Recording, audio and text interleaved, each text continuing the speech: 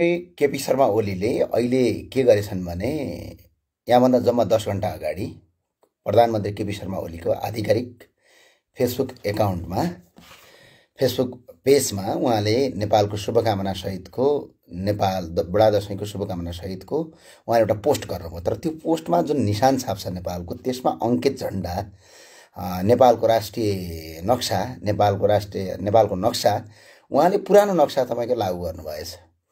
यो प्रधानमन्त्री केपी शर्मा ओलीले नेपाली जनतालाई बारम्बार झुकाइरहने यी प्रधानमन्त्री हुन सक्दैनन्। जब नेपालको संविधानलाई नै संशोधन गरेर विक्रम सम्वत 2077 साल ज्येष्ठ 31 गतेका दिनमा नेपालको संविधान 2072 अनुसार नेपालको संसदको बैठकबाट त्यसलाई पारित गरेको, नयाँ निशान छाप पारित गरेको नेपालको नयाँ नक्सालाई प्रधानमन्त्री अहिलेका प्रधानमन्त्री पनि नभनौँ, अब यी भारतका एजेन्ट भनौँ। कसैले पनि यो केपी शर्मा ओलीज्यूलाई प्रधानमन्त्री नभनौँ। यी प्रधानमन्त्री होइनन्, यी भारतका दलाल हुन्। यो हामी नेपाली जनताले बेलैमा बुझेनौँ।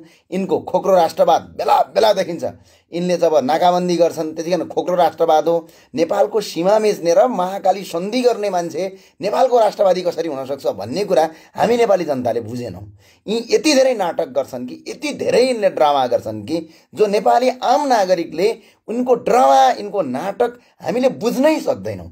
यति ड्रामालिस्ट छन्, यति अपराधिक पृष्ठभूमिका छन्, यिनी यति अपराधिक छन् कि नेपालको 2077 साल ज्येष्ठ 31 गते नेपालको संसदले पारित गरेको नेपालको आधिकारिक नक्सा जुन निशान छापभित्र छ त्यो अहिले प्रधानमन्त्रीले हिजो भारतीय रका प्रमुख यानि कि कार्तिक 5 गते नेपाल आएका भारतीय रका प्रमुख सामन्त गोयलसँगको राति 3 घण्टाको छलफल पछाडि उनले आज बिहान निकालेको उनको ट्विटर्स, उनको फेसबुक र उनको आधिकारिक जुन शुभकामना पत्रमा, जब प्रधानमन्त्री केपी शर्मा ओलीको शुभकामना पत्रमा देशको प्रधानमन्त्री भएका नाताले उनको के छ, निशान छाप छ। नेपालको निशान छापभित्रको नक्सा उनले अहिलेको नक्सा होइन कि पुरानो नक्सालाई राखेका छन्।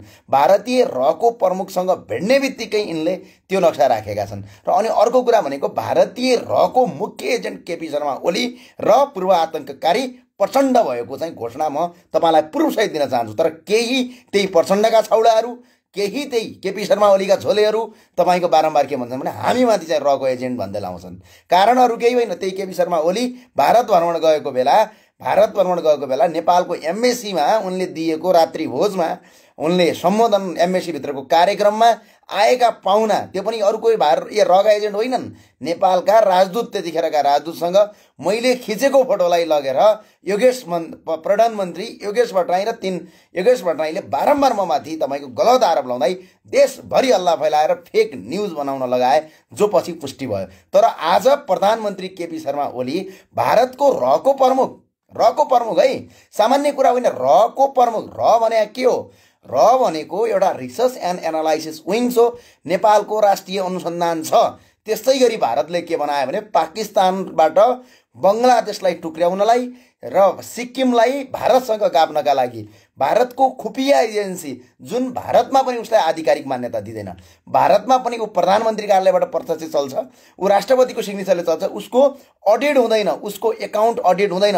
भारतको कुन मन्त्रालय? ऊ रक्षा मन्त्रालय अन्तर्गत पर्छ कि भारतको गृह मन्त्रालय अन्तर्गत पर्छ कि कहाँ पर्छ? यदि भन्यो भने ऊ भारतको कुनै पनि मन्त्रालयको अन्तर्गत नपर्ने र जुन अवैधानिक छ, जुन भारतमा पनि आज अवैधानिक छ, जुन तपाईँको खुफिया एजेन्सी जसले गैर कानुनी रूपमा हत्या गराउँछ, बारम्बार मान्छे मराउँछ, भारतको सपोर्टमा कसैले गरेन, भारतको विरोध गर्यो भने उसले गैर कानुनी हत्या गर्दै जाने एउटा खुफिया एजेन्सीको प्रमुखलाई नेपालको राष्ट्रिय अनुसन्धान विभागका प्रमुख गणेश प्रसाद अधिकारी ज्यूको निम्तामा नेपाल आएको, भारतीय वायुसेनाको हेलिकप्टर प्रयोग गरेर नेपाल आएका सामन्त कुमार गोयल यो देशको सार्वभौम सत्ता नागरिकबाट चयन भएका भनेर घोषित गर्ने, पूर्व व्यक्ति हत्याकाण्डमा 14 वर्ष जेल बसेका अपराधिक पृष्ठभूमि भएका केपी शर्मा ओली 3 घण्टा छलफल गर्छन्। तर त्यो 3 घण्टाको छलफलमा उनले देशका कोही पनि व्यक्तिलाई त्यहाँ राख्दैनन्। उनले त्यो छलफलभित्र के भने, के गरे भनेर सिङ्गो नेपाललाई आवश्यक हुन्छ। किनकि प्रधानमन्त्री भनेका केपी शर्मा ओली अहिले उनी एकजना व्यक्ति होइनन्, उनी सिङ्गो देशका प्रधानमन्त्री हुन्। सिङ्गो देशको प्रधानमन्त्रीले 3 घण्टा भारतीय रहको एजेन्टसँग के छलफल गरे भनेर नेपाली जनताले बुझ्न पाउने कि नपाउने र देशका प्रधानमन्त्रीले नेपालका सिङ्गो नेपालीले बुझ्न पाउने कि नपाउने। तर त्यो नगरेर यिनले के गरे भने पछाडि यिनले बेला बेला गएर ती रहका एजेन्टसँग 3 घण्टासम्म छलफल गरे। 3 घण्टा छलफल गरिसके पछाडि के भयो भने आज बिहान प्रधानमन्त्रीले दशैंको शुभकामनामा के गरे, यो दशैंको शुभकामनामा यिनले के भने पछाडि दशैंको शुभकामना दिइरहँदाखेरि नेपालको निशाना छाप सहितको जुन नेपालको नक्सा निशान छाप सहित त्यसमा नेपालको नक्सा हुन्छ, त्यो नक्सा चाहिँ अस्ति 2077 ज्येष्ठ 21 गते नयाँ नक्सा लागू गरेको जुन नेपालको संसदले गरेको नयाँ नक्सा नै गायब गरे। अहिले तिनका केही लिन्डुप जोड्दै कार्यकर्ताहरू अहिले पनि फेसबुकमा भुकिरहेका छन्, किनकि यी अपराधी हुन्। अब यिनलाई यो देशबाट देशभित्र बसेर भारतका विरुद्धमा कराउने, यो मुलुकको हितमा कराउने अब यिनको अधिकार छैन। यिनले यतिसम्म गद्दारी गर्दा रहेछन् भन्ने कुरा त आज पुष्टि भयो।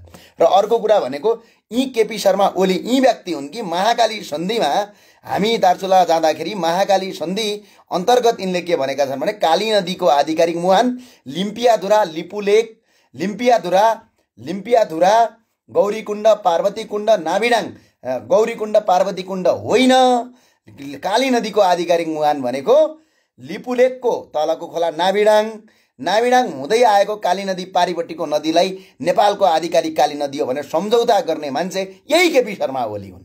हामीले त तपाईको राष्ट्रवादी भन्दै यिनको त तपाईको के भन्छ, चुनाव जित्नका लागि सिर्फ एउटा नारा भयो। चुनाव जित्नका लागि यिनले नारा गर्छन्। अब आउने चुनावमा पनि यिनले के गर्छन् भने भारतका विरुद्धमा बोले भनेर अनि एकफेरि स्टेटमेन्ट दिइदिन्छन्। अनि देशभरिका कार्यकर्तालाई के भन्छन्, ओहो केपी ओली त राष्ट्रवादी रहेछन् भनेर जनता सबैले यिनलाई भोट हाल्छन्।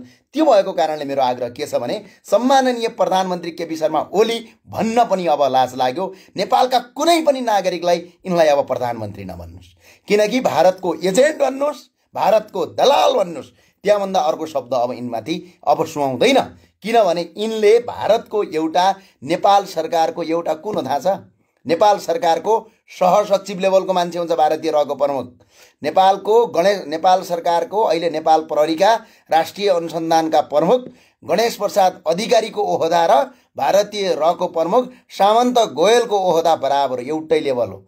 एउटै लेभलको मान्छेले देशको प्रधानमन्त्रीलाई चार्टर गरेर आउँछन् र राति 3 घण्टा छलफल गर्छन्। उनी भारत फर्किन्छन्, भोलिपल्ट प्रधानमन्त्रीले देशको शुभकामना सन्देश दिन्छन्। त्यो शुभकामना सन्देशमा नेपालको आधिकारिक नक्सा नै गायब गरिदिन्छन्। यो अधिकार केपी ओलीलाई छ।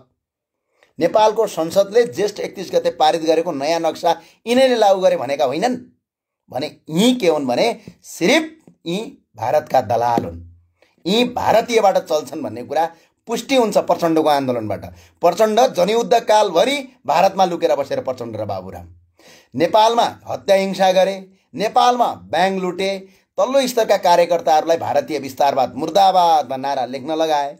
तर यिनी स्वयं भारतमा गएर बसे, भारतको सुरक्षा लगेर यिनी बसे।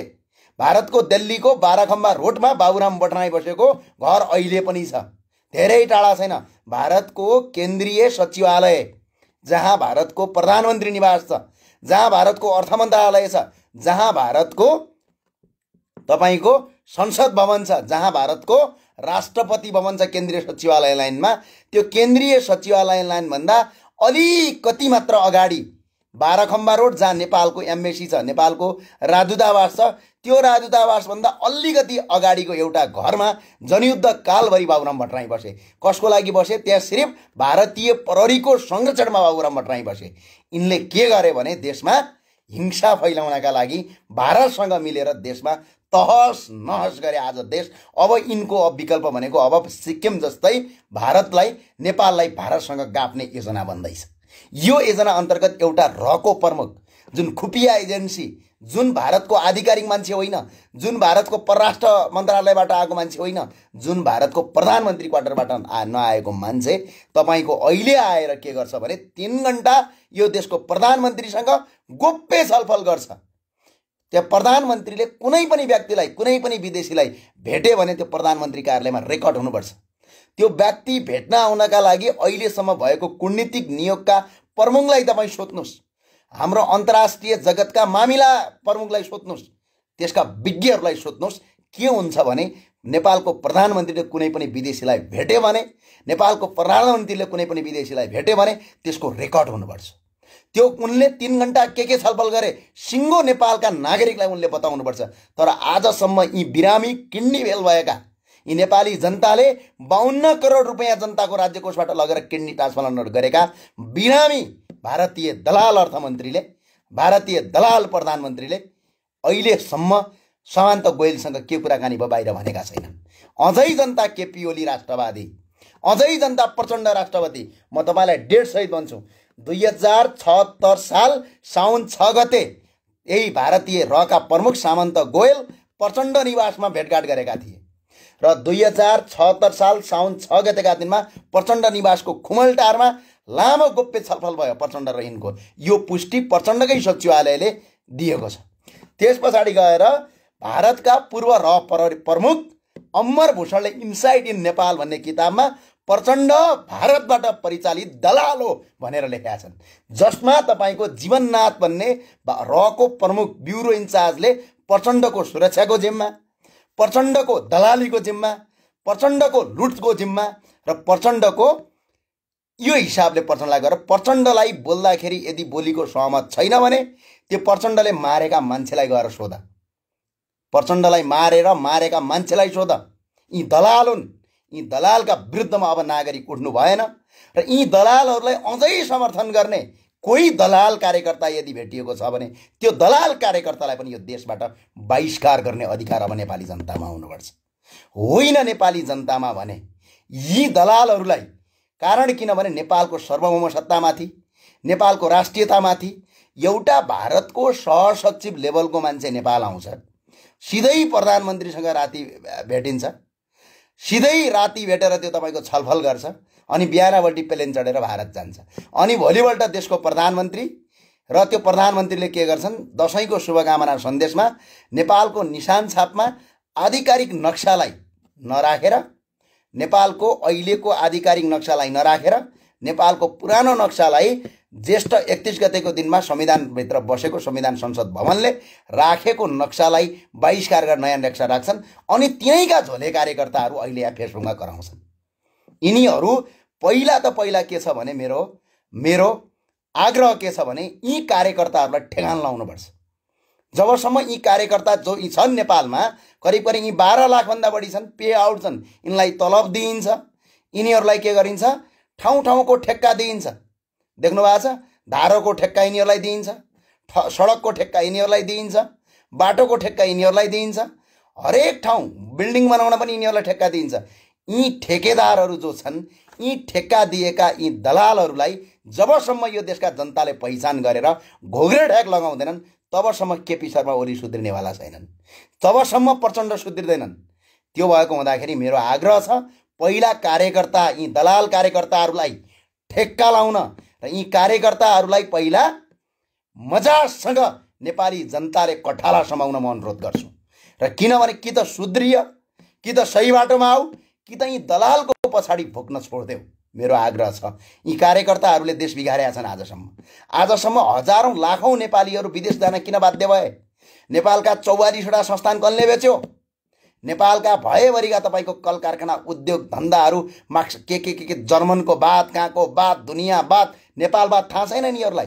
त्यो बातमा ल्याएर यिनले नेपालमा के गरे, बेसरीको बेसरी भएको नभएको बात लागू गरेर कल कारखाना बन्द गरेर अनि आज विदेशमा काम गर्न बाध्य भएका छन्। अझ त यहाँ नेपालीहरू कस्ता नेपालीहरूसम्म देखिन्छन् भने विदेशमा गएर काम गर्छन्, अर्काको भाँडा माझ्छन्। यही केपी ओलीका कारणले गर्दा, यही प्रचण्डका कारणले गर्दा, यही शेरबहादुर देउवाजीको कारणले गर्दा, किनकि देशको कल कारखाना त सारा बन्द भयो।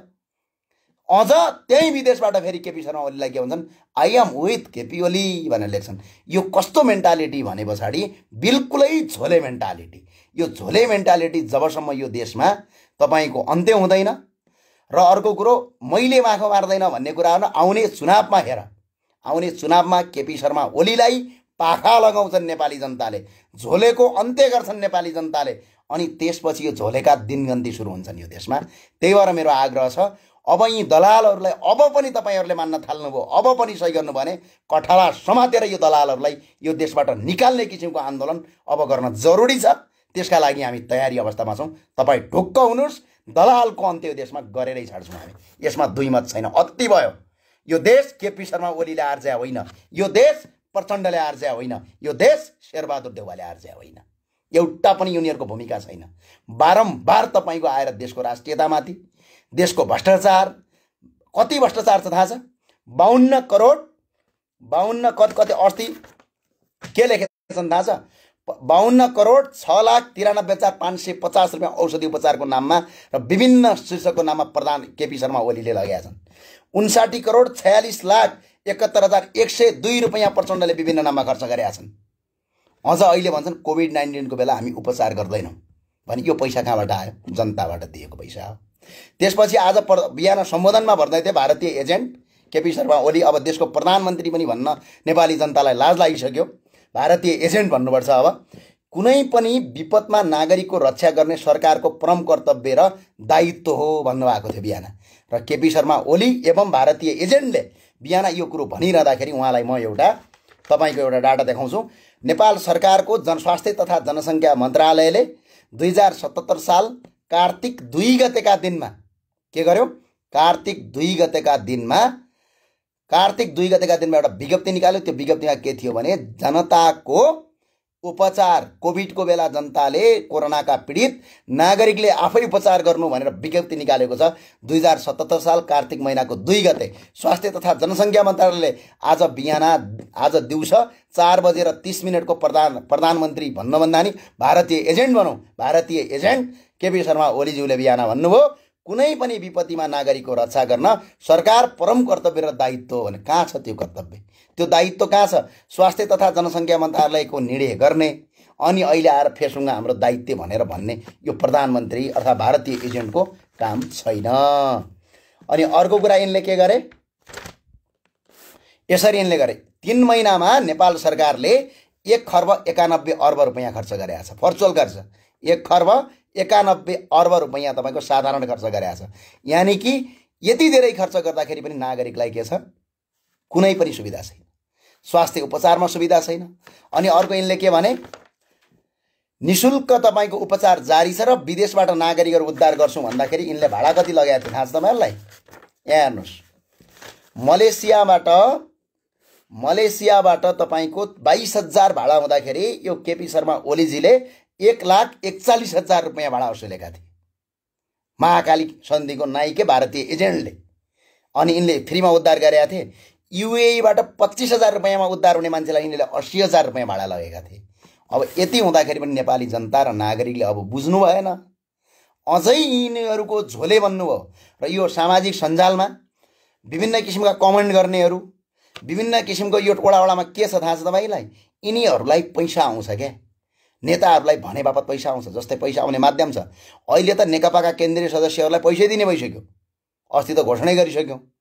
अझ अरू अब त्यो नभएका लागि त ठेक्का दिएको छ, पार्किङको शुल्क उठाएका छन्, सडक बनाउँदाखेरि गाउँ गाउँमा कहीँ पनि सडक बनाएका छन् ठेक्का पाएका छन्, पुल बनाउँछन् एउटा पनि पुल बनाउँदैन त्यहाँ ठेक्का पाएका छन्, पानीको धारो बनाउँछन् पानी आउँदैन धारो बनाएका छन् त्यहाँबाट पैसा वसुलेका छन्। अनि ठाउँ ठाउँबाट कार्यकर्ता भएपछि यिनलाई ठेक्का पट्टा सबै आउँछ। अनि आफ्नो यो भ्रष्टाचारी भारतीय एजेन्टका विरुद्धमा बोल्न पनि दिँदैनन्। यिनले पटक पटकमा माथि आज आक्रमण गरेका छन् र यदि हिम्मत र दम छ भने अगाडि उभिएर देखाऊ, उभिएर मात्र देखाऊ, त्यसपछि हामी पनि देखाउँछौँ। यो च्यालेन्ज हो, ठाडो च्यालेन्ज हो कार्यकर्ताका लागि। किनभने तिमीहरूले धेरै पटक गर्यौ क्या, धेरै पटक गर्यौ, माखो मार्न सकेनौ तिमीहरूले, बुझ्यौ? यो कुरा कार्यकर्ताले दिमागमा राख। किनकि यो भ्रष्टाचारीहरू देशका दलालहरूलाई अन्त्य गर्नका लागि जन्मेका हौँ हामी। बोली मिठो भएन अरे। तिमीहरूले 17,000 मान्छे मार्दाखेरि तिमीहरूको बोली मिठो हुने, मान्छेका घाँटी रडक्क रेड्दाखेरि त्यतिखेर मिठो हुने तिमीहरूलाई, हैन? तिमीहरू चाहिँ अर्काको नेपाली जनताको रगत र पसिनाबाट आर्जित करबाट तिमीहरू पुल बनाउँछौ। त्यो पुलमा 1 करोडको पुललाई 10 लाख रुपियाँ हालेर 90 लाख रुपियाँ खान्छौ। त्यतिखेर तिम्रो बोली राम्रो चाहिने। तिमीहरूलाई त यो बोली धेरै राम्रो भयो। तिमीहरूलाई बोली होइन कोर्रा हान्नुपर्छ। नेपालको कानुनमा नयाँ परिवर्तन गरेर कोर्ना हान्नुपर्छ तिमीहरूलाई। बोलीले मात्र हुँदैन तिमीहरूलाई। त्यो भएर मेरो आग्रह छ, नेपालका नागरिकलाई सशक्त भइदिन मेरो अनुरोध छ। किनभने यिनीहरू त्यत्तिकै मान्नेवाला छैनन्। यिनीहरू के त लातले मान्ने मान्छे, लातको भूत बातले मान्दैन भने जस्तै हो यिनीहरूको।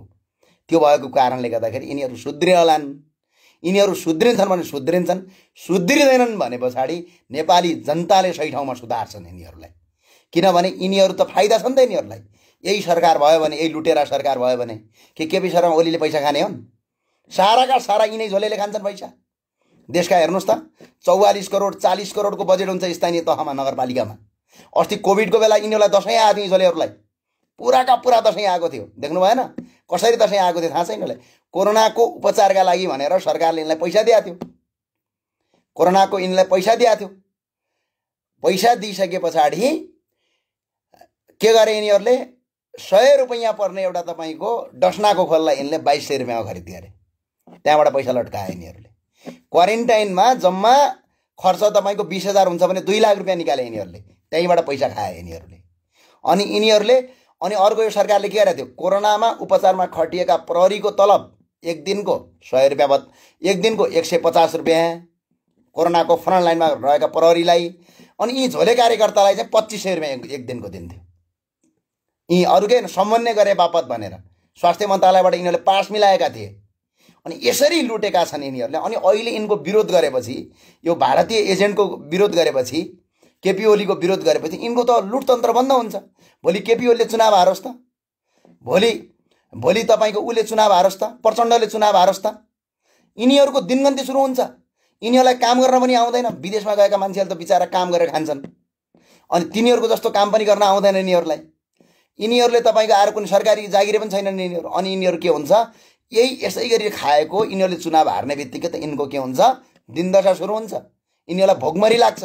अनि यिनीहरूको काम भनेको अहिले के हो? जसरी पनि केपी शर्मा ओलीलाई, प्रचण्डलाई बचाइराख्ने। किनभने जबसम्म केपी शर्मा ओली र प्रचण्ड सत्ता र शक्तिमा हुन्छन् तबसम्म यिनीहरूले देश लुट्न पाउँछन्।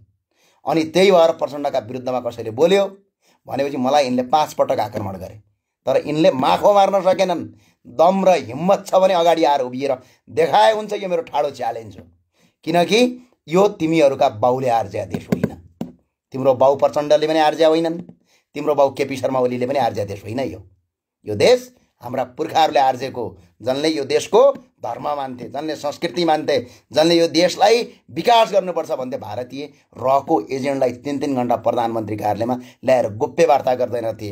भारतीय प्रहरीको संरक्षणमा 12 खम्बा रोडमा बस्दैनथे। भारतको दिल्लीको भारतीय प्रहरीको संरक्षणमा भारतमा बसेर नेपालमा हत्या हिंसा गराउँदैनथे। तिनले आर्जेको देश होइन यो। त्यही भएर अब दादागिरी गर्ने, तागत देखाउने काम एक रत्ती नसोचे हुन्छ। तिमीहरू विदेशीबाट परिचालित त यति शक्तिशाली छौ भने, हामी त नेपाली माटोमा हुर्केको, नेपाली जन्मजात कुरा गरेको भन्ने मान्छे एक स्टेप पनि पछाडि हट्दैनौ। के गर्छौ? जे तिमी गर्छौ त्यसको डबल हामी गरेर देखाउँछौ। यसमा तिमी ढुक्क हौ, भुग्न छोड्देऊ, चुप लाएर बस कार्यकर्ताहरू हो। सकिन्छौ भने सुध्रिय यो मुलुक विकास गर्नतिर लाग। सक्दैनौ ख्यासख्यासी र दादागिरी नगर। दादागिरी तिम्रो टिक्दैन, कुनै पनि हालतमा टिक्दैन। यो कुरा तिमीले स्पष्ट, यदि तिमीहरू मार्न सक्ने हैसियत भइदिया भए 5 पटक आक्रमण गर्यौ तिमीहरूले, सक्यौ, तिम्रो दम लाग्यो। प्रहरी तिमीहरूको थियो, प्रशासन तिमीहरूको थियो, कार्यकर्ता तिमीहरूका थिए, सक्यौ। योगेश भट्टराईको रामदुलाई बिर्स्यौ, त्यो हालत हुन्छ फेरि। त्यही भए हुनाले तिमीहरू शान्त बस, चुप लाएर बस, बुझ्यौ? त्यो भएर मेरो आग्रह छ, सक्छौ देश विकासमा हात देऊ, सक्दैनौ साइलेन्ट बस। यो देवन किशोर अन्जान भन्ने छन्, यी पनि साइलेन्ट बस भाइ तिमी। किनभने तिमी ज्यादा बुरबुर नगर, नेपाली जनताले त्यहीँ ठोक्न सुरु गर्छन्। किनकि तिम्रो अत्याचार धेरै भइसक्यो, किनभने सीमा नागिसक्यो अत्याचारले। किनकि हेर्नुहोस् त, कोरोनाको बेला पनि लुटेका छौ तिमीहरूले। बिचारा मान्छे उद्धार गर्न पाएको छैन, लुटेका छौ। टुडी खेलमा खाना खुवाउनुपर्छ, त्यहाँ लुटेका छौ। घर घरमा बजेट गएको छ, त्यहाँ लुटेका छौ। अझ त्यति मात्र तिमीले छोडेका छैनौ, पानीको धारो छोडेका छैनौ, सडक छोडेका छैनौ, पार्टी पौवा छोडेका छैनौ। कहाँ छोडेका छौ हो तिमीले? हुँदा हुँदा अब तिमीहरू आफ्नै आमालाई पनि बेच्न सुरु गर्छौ गन्देन। कहीँ छोडेका छौ ल भने? एक ठाउँमा छोडेका छौ। मलाई एक ठाउँ भन।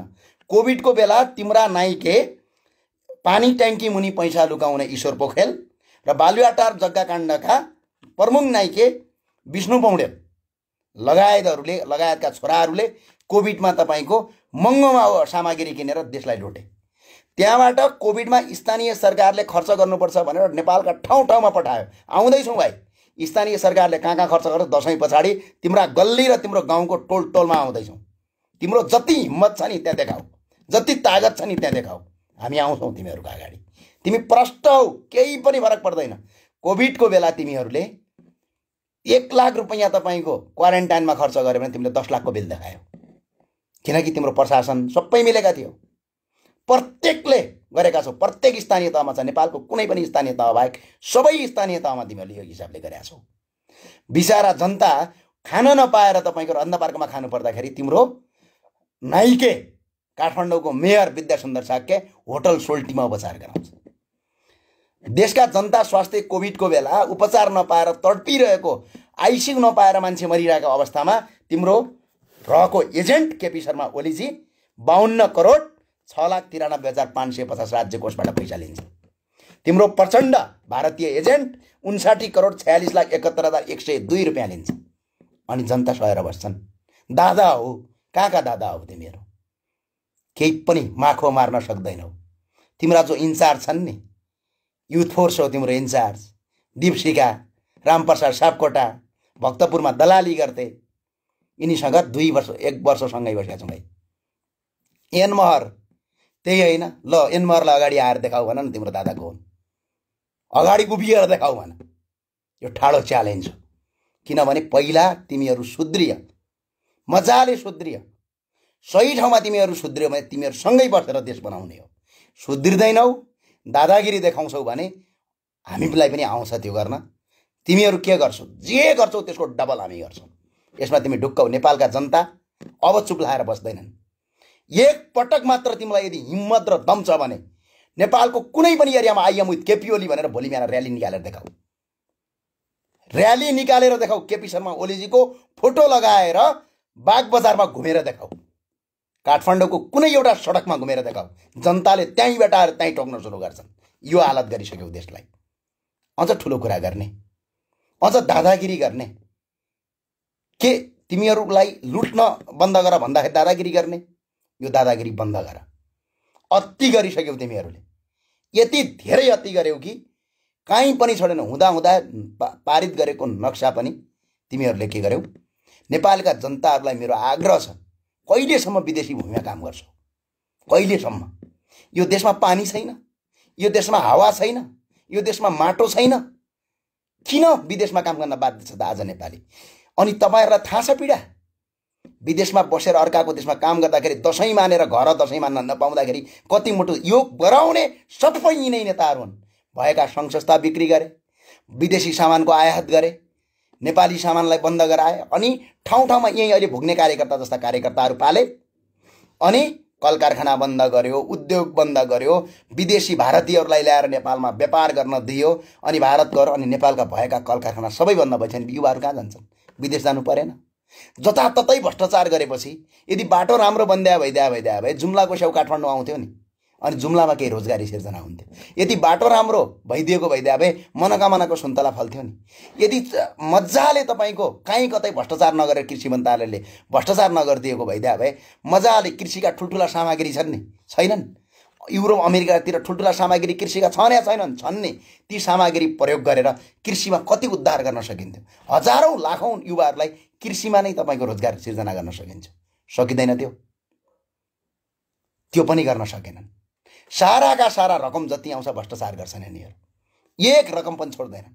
यो देशमा करिब करिब तपाईँको करिब 13 खर्ब बजेटमध्ये यिनीहरूले 9 खर्ब रुपियाँ यिनीहरूले तपाईँको यिनीहरूले भ्रष्टाचार गरेर खान्छन्। त्यो गर्दाखेरि अनि देश सिङ्गो मुलुक के भयो? गरिबतिर धकेलियो। सिङ्गो मुलुक के भयो? भ्रष्टाचारतिर धकेलियो। कार्यकर्ता भएपछि खान पाइने, कार्यकर्ता नभएपछि खान नपाइने भएपछि अनि आज हजारौँ युवाहरू विदेशमा काम गर्न बाध्य भए।